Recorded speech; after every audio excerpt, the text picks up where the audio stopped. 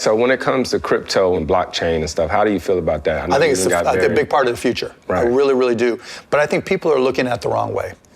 People get really amped up about the price of the currency, cryptocurrencies, right? The tokens.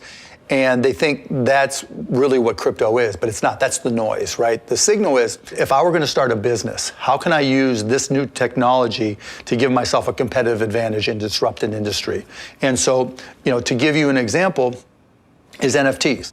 Right? Everybody's all amped about NFTs, and you see guys with their Bored Ape Yacht Club. All day long. All day long, right? And it's a collectible, just like anything else. But to me, NFTs are just a proof of concept and an example of how smart contracts work. When you go through the process of creating an NFT, one of the things they always ask you is, what's your royalty rate?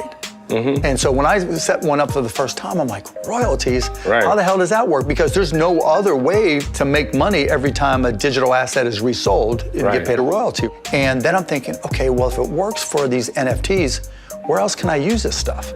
Right? What other business applications can I come up? Right. The NFTs were just showing you another way to do other things. Proof of concept. Right. Proof of concept. Again, it's like basketball, right? Basketball right now is changing, and technology keeps on changing, right? It went from, post up and all this different type stuff. The game changes. It changes because the technology made people smarter. Right. You went from synergy, right, to second spectrum, right? And then the data's different, and now we're getting into using computer vision and AI for pose estimation. All this is just technology changing the game. That comes back to biomechanics and all that. All the biomechanics, but how do you track the biomechanics? Right, right.